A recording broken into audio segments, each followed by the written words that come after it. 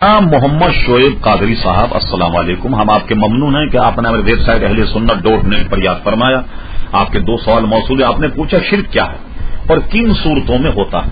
دیکھیے بڑا واضح طور پر یہ مسئلہ ہے کہ لوگ زری سے باتوں کہتے ہیں شرک ہے.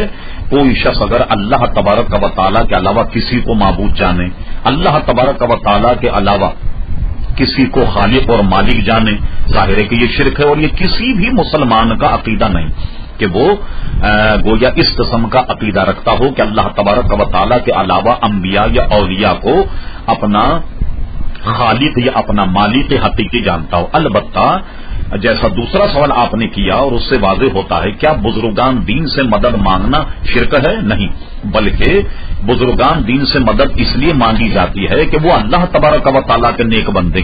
کوئی بھی بزرگان دین کو خدا سمجھ کر کے ان سے مدد نہیں مانگتا، بلکہ خدا کا بندہ ہی تصور کر کے مدد مانگتا.